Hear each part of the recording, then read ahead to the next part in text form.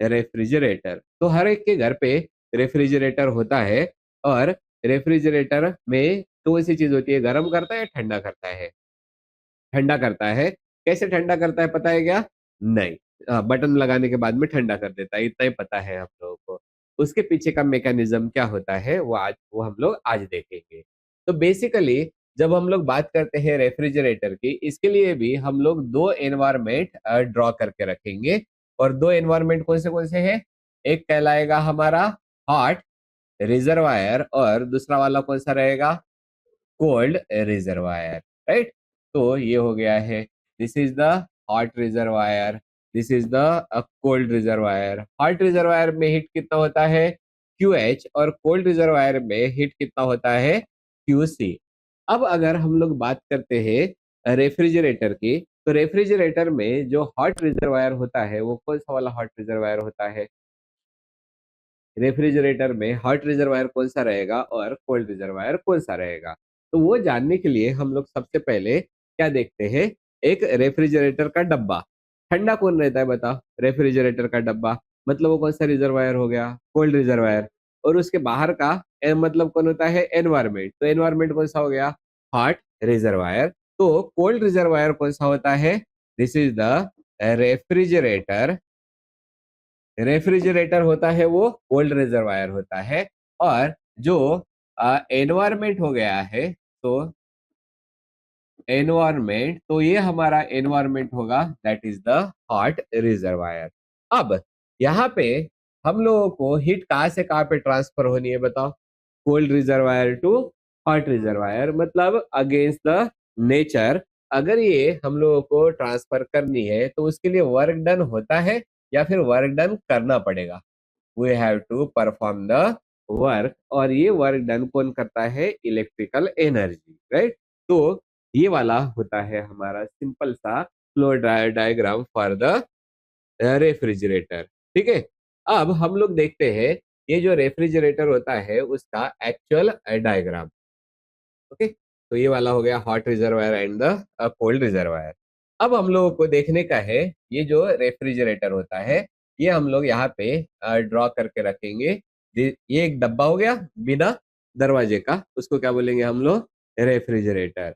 अब ये रेफ्रिजरेटर है, अब उसके अंदर आप लोगों ने देखा होगा, अंदर जो फ्रीजर होता है उसमें क्या रखे वाले होते हैं? पाइप्स होती है, गोल गोल गोल गोल इस तरीके से पाइप्स लगे वाले होते हैं ना। तो मैं ये निकाल देता हूँ पूरे के पूरे रेफ्रिजरेटर में। ये हो गया है पाइप। इस पाइप में कौन घूमता है बताओ? इस पाइप में कौन घूमती है? गैस। राइट। उसके बाद में रेफ्रिजरेटर के पीछे जाके देखना, कभी सफाई की वाली है घर पे? हाँ। तो रेफ्रिजरेटर के पीछे भी क्या लगे वाले होते हैं? पाइप से होते हैं ना। तो ये वाले भी हमारे क्या कहलाएंगे? अब पाइप ही होते हैं, वो होते हैं रेफ्रिजरेटर के पीछे वाले साइड में। मतलब ये पाइप्स कहाँ पे है? In the environment. ओके। अब यहाँ ये जो हमारा पार्ट होता है, तो सबसे पहले तो बताओ, अगर ये रेफ्रिजरेटर है तो कौन सा एनवायरमेंट हो गया है? This is the cold environment, sorry cold reservoir. तो this is the cold reservoir. Cold reservoir होगा तो यहाँ पे हीट रहेगी, कौन सी वाली रहेगी? QC। उसके बाद में एनवायरमेंट मतलब कौन होता है? ये जो हमारा environment, this environment is the hot reservoir. तो basically this is the hot reservoir.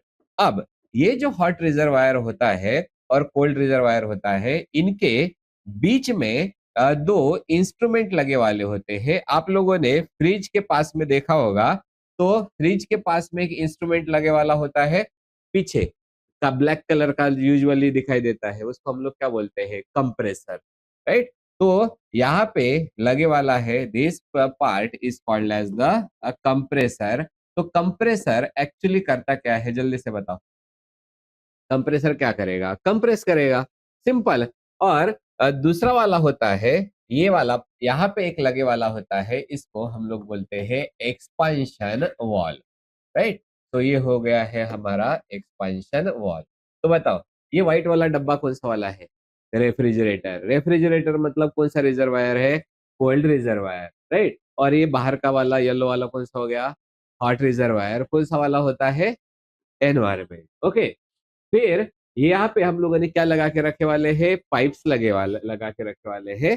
Compressor क्या करेगा, कंप्रेस करेगा, किसको कंप्रेस करेगा, जो हमारी कूलिंग गैस होती है, क्योंकि एसी हो गया, रेफ्रिजरेटर हो गया, ये सारी चीजें चलती किस पे है, कूलिंग गैस के ऊपर।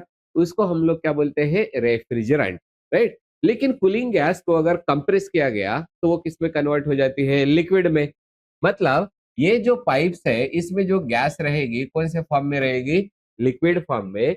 ये एक्सपांशन वॉल है, वहां पे वो एक्सपांड हो जाएगी, और यहाँ इसके अंदर जब यही गैस आएगी, एक्सपांड होने के बाद में लिक्विड क्या हो जाता है, it will get converted into the gas, right. तो हमारे पास में एक ही जो रेफ्रिजरेंट है, इधर कौन से फॉर्म में है, लिक्विड, इधर कौन से फॉर्म में है, गैस। इसलिए अब हम लोग सबसे पहले इनका लिखेंगे, वो कहलाता है कंस्ट्रक्शन। तो जैसे हम लोगों ने हीट इंजन का कंस्ट्रक्शन देखा था, वैसे ही हम लोग किसका कंस्ट्रक्शन देखेंगे, रेफ्रिजरेटर का। तो now we will go for the construction. अब ये कंस्ट्रक्शन में बेसिकली कौन सी चीजें होती है, हीट इंजन का देख के बताओ, पर सबसे पहले कौन था, वर्किंग सब्सटेंस।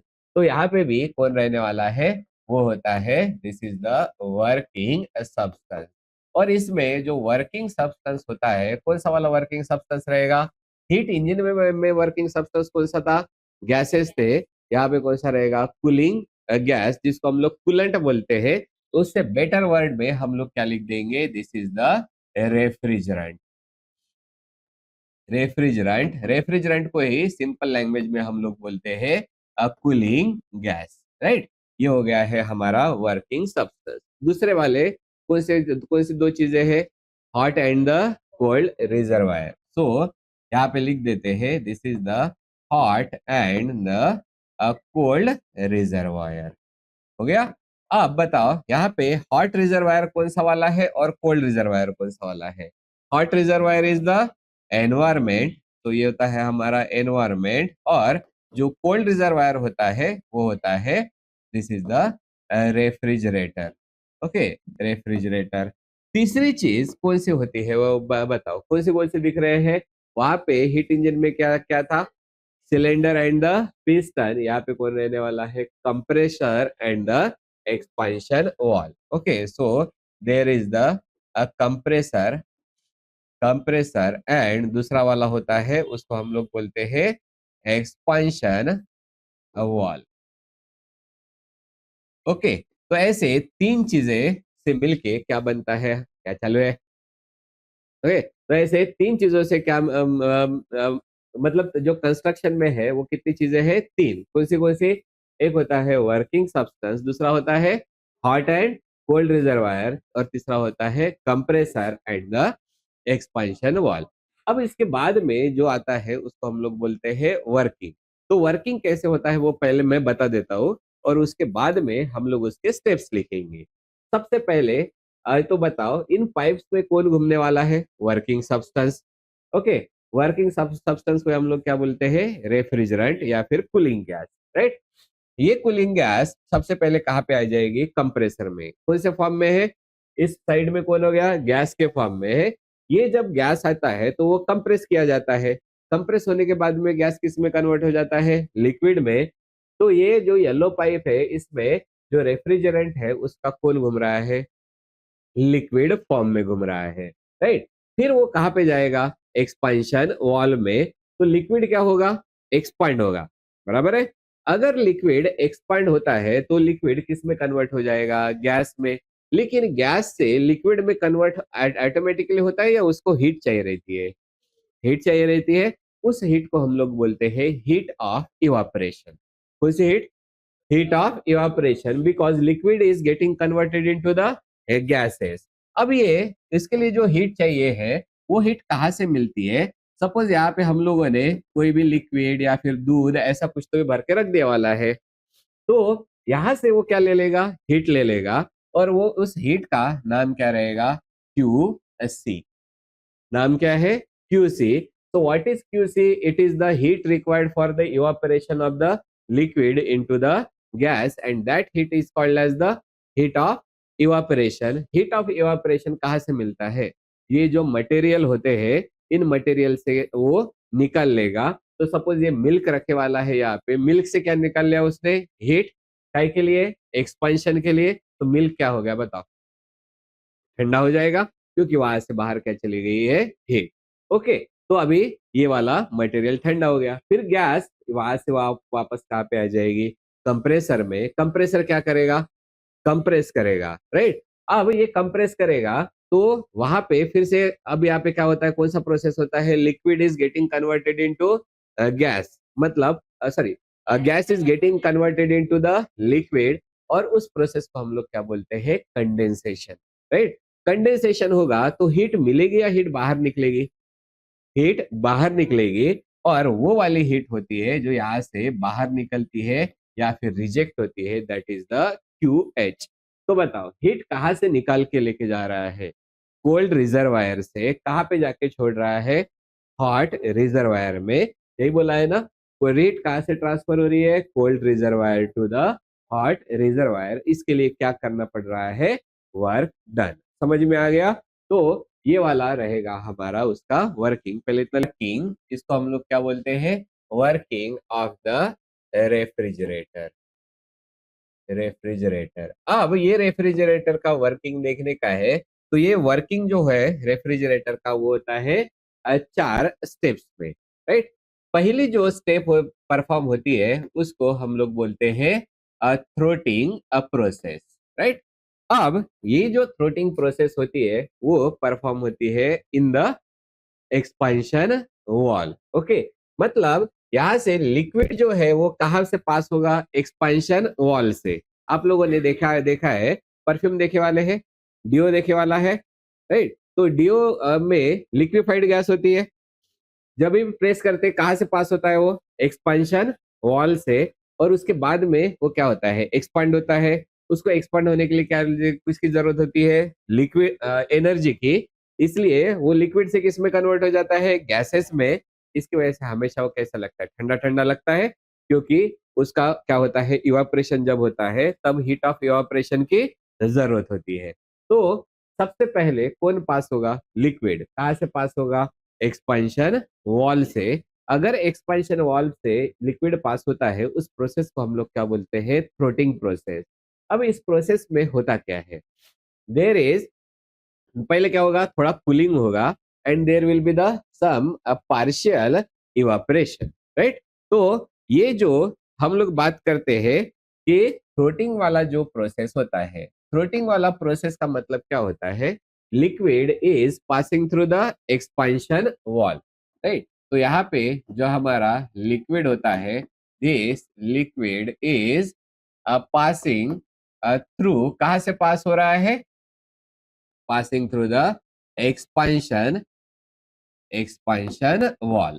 जब ये एक्सपेंशन वॉल से पास होता है तब इसमें होता है कूलिंग होता है, और कूलिंग के साथ साथ में इसमें होता है जिसको हम लोग बोलते हैं cooling and the partial evaporation, right. Evaporation, ये हो गया है हमारा फर्स्ट वाला स्टेप, जिसको हम लोग क्या बोलते हैं, थ्रोटिंग प्रोसेस। उसके बाद में, थ्रोटिंग के बाद में क्या होगा बताओ, लिक्विड कहाँ से पास हुआ है, एक्सपेंशन वॉल से। उसके बाद में क्या हो जाएगा, वो liquid will get converted into the gases, तो उसको हम लोग क्या बोलेंगे, इवापोरेशन। तो सेकंड वाली जो स्टेप होती है that is called as the evaporation. और ये जो इवापोरेशन होता है वो 2 टाइप के प्रोसेसेस होते हैं, एक कहलाता है आइसोथर्मल एंड द आइसोबैरिक। तो इवापोरेशन जो होता है वो होता है आइसोथर्मल, दैट मीन्स, आइसोथर्मल का मतलब टेम्परेचर इज कांस्टेंट, तो आइसोथर्मल। एंड आइसोबैरिक का मतलब isobaric pressure is a constant। okay, so isothermal and isobaric evaporation होता है। अब ये इवापोरेशन के लिए कौन सी चीज की जरूरत होती है, हीट की जरूरत होती है। उसको क्या बोलेंगे, heat of evaporation. Heat of evaporation कहाँ से मिलता है, it is absorb from the material जो कि फ्रिज के अंदर प्रेजेंट होता है। फिर वो एयर हो सकता है, दूध हो सकता है, कुछ भी रहेगा, राइट। तो यहाँ पे हम लोग लिख देते हैं, वो कहलाता है heat of evaporation, heat of evaporation is absorbed. It basically जो हीट ऑफ इवापोरेशन होता है उसको हम लोग एब्जॉर्ब करते हैं। हम लोग नहीं, कौन, गैस एब्जॉर्ब करती है from the material material present in the refrigerator. अगर रेफ्रिजरेटर में तुम लोगों ने कोई गाजर पनीर दूध नहीं रखे वाला होगा तो एयर तो रहता है, उस एयर से वो क्या कर लेगा, हीट को एब्जॉर्ब कर लेता है। तो ये वाला कौन सा वाला स्टेप होता है, इवापोरेशन। इवापोरेशन के बाद में फिर यहाँ से सबसे पहले कहाँ से पास हुआ, वॉल से। वॉल से पास होने की प्रोसेस को क्या बोलते हैं हम लोग, थ्रोटिंग। फिर यहाँ पे आके क्या हो गया है, लिक्विड किस में कन्वर्ट होता है, गैस। उससे अब वो उसके लिए क्या चाहिए, हीट ऑफ इवापोरेशन, जो कि वो निकाल लेता है इस मटेरियल से, which is denoted by symbol Q C. Okay, उसके बाद में ये गैस कहाँ पे चली जाएगी, कंप्रेसर के ऊपर। तो ये जो कंप्रेसर होता है, पहले तो यहाँ पे मैं लिख देता हूँ कौन सी वाली हीट थी, क्यूसी, राइट। उसके बाद में जो स्टेप्स आती है वो स्टेप का नाम होता है, this is the third step which is called as the compression. और ये जो कंप्रेशन होता है, कंप्रेशन कौन कॉज करता है, कंप्रेसर। और कौन सा वाला कंप्रेसर होता है, इलेक्ट्रिक पे चलने वाला। तो हम लोग किसके बारे में बात करते हैं, तो ये जो कंप्रेशन होता है वो कौन सा वाला कंप्रेशन है, it is the adiabatic compression होता है। और ये जो एडियाबैटिक कंप्रेशन है, एडियाबैटिक कंप्रेशन का मतलब without exchange of the heat. Okay, तो यहाँ पे क्या हो रहा है, कंप्रेशन हो रहा है। ये जो कंप्रेशन हो रहा है, इस कंप्रेशन में एक्चुअली कौन कंप्रेस करता है, electric compressor is compressing the working substance. और वर्किंग सब्सटेंस कौन सा होता है, हमारा refrigerant, cooling agent, cooling gas ना। तो लिख देते हैं यहाँ पे, जो इलेक्ट्रिक इलेक्ट्रिक जो कंप्रेसर होता है, this electric compressor will compress the gas। और गैस बोलने से बेटर है हम लोग क्या बोलेंगे, it will compress the refrigerant. Refrigerant, और रेफ्रिजरेंट मतलब ही कौन होता है, कूलिंग गैस। ओके, तो ये वाला हो गया है। और लास्ट वाले स्टेप में क्या होगा बताओ, कंप्रेस, अगर किसी कोई भी गैस कंप्रेस होती है तो कंप्रेस होने के बाद में गैस किस में कन्वर्ट हो जाती है, अगेन लिक्विड में। तो यहाँ पे जो हम लोग देख रहे थे ना, ये वाला जो कंप्रेसर है वो क्या करेगा, कंप्रेस करेगा, इसलिए गैस किस में कन्वर्ट हो रही है, लिक्विड में कन्वर्ट हो रही है, राइट। तो इस यहाँ पे जस्ट मिनट, हम लोग फोर्थ वाला जो प्रोसेस होता है उसको हम लोग बोलते हैं कंडेंसेशन। कंडेंसेशन का meaning, the gas is getting converted into the liquid, that process is called as the condensation. और ये जो कंडेंसेशन होता है उसमें सिंपल जो प्रोसेस होती है वो कहलाती है आइसोबैरिक कूलिंग। तो यहाँ पे कौन सा हो रहा है, आइसो बैरिक कूलिंग होता है। और आइसोबैरिक कूलिंग में अब कंडेंसेशन में क्या हो रहा है, the gas is condense condensed into the liquid. और गैस अगर लिक्विड में कंडेंस हो रही है तो वो उसमें हीट क्या हो जाएगी, रिलीज। और वो हीट कौन सी होती है, उसका नाम होता है Q H.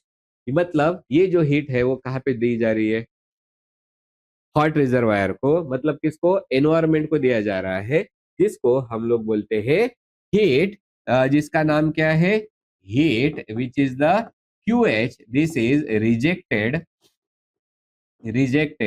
To the hot reservoir, hot reservoir. तो ये हो गया है हमारा वर्किंग ऑफ द रेफ्रिजरेटर। पहला प्रोसेस थ्रोटिंग, दूसरा प्रोसेस इवापोरेशन, तीसरा प्रोसेस कंप्रेशन, और चौथा प्रोसेस कंडेंसेशन। तो हीट जो एब्जॉर्ब होती है कौन से प्रोसेस में होती है, इवापोरेशन में, as a heat of evaporation. और वो कौन सी वाली है, QC। फिर हीट जो होती है वो रिलीज होती है, और किसको, हॉट रिजर्वायर को, और वो कौन सा होता है, QH, that is during the condensation process. यहाँ तक समझ में आ गया। अब हम लोग यहाँ पे देखते हैं कि एक्चुअली में हीट कहाँ से कहाँ पे ट्रांसफर हो रही है, बताओ। ये वाला उसका डायरेक्शन हो गया है। मैं अच्छे से निकाल देता हूँ डायरेक्शन क्योंकि वो इंपॉर्टेंट होता है, राइट। ये वाला डायरेक्शन हो गया है हीट के अब पास होने का, ठीक है। तो आप लोगों को क्या दिखाई दे रहा है, क्यूसी इधर से जा रहा है, वर्क डन इधर से जा रहा है, और टोटल कितना बन गया है, इधर से कितना जा रहा है क्यूसी, इधर से कौन जा रहा है वर्क डन, और टोटल कितना हो गया है क्यूएच। तो हम लोग इसको कैसे लिख सकते हैं, we can write it down as a, यहाँ पे कौन जा रहा था पहला क्यूसी, और कौन होता वर्क डन, और तो दोनों मिला के क्या बना देते हैं क्यूएच। मतलब जैसे हम लोगों ने हीट इंजन में क्या देखा था इफिशियंसी, वैसे ही हम लोग यहाँ पे भी क्या देखेंगे द इफिशियंसी, लेकिन किसकी efficiency, it is the efficiency of the refrigerator, refrigerator. और ये जो इफिशियंसी होती है रेफ्रिजरेटर की, that can be written as the K, right. तो हम लोग यहाँ पे के नहीं तो इसको कप्पा भी बोला जा सकता है, राइट। तो हम लोग फिलहाल में इसको क्या बोल देंगे के, that is the efficiency of the refrigerator. अब बताओ हीट इंजन की जो इफिशियंसी थी कैसे लिखा था हम लोगों ने, this is for the engine की इफिशियंसी थी, इटा इज इक्वल टू कितना था, टोटल कितना दिया था क्यूएच, क्यूएच में से क्या हुआ था work done.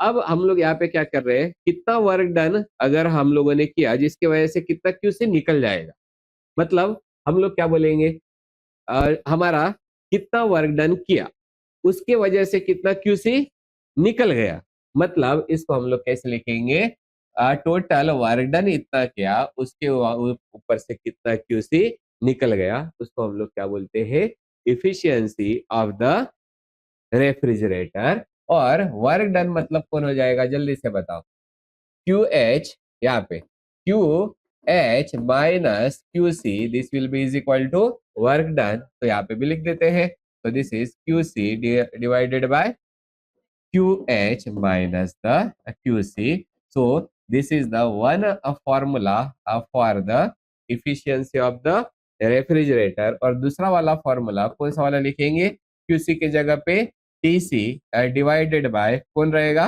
TH minus the TC, this is also the efficiency of the refrigerator.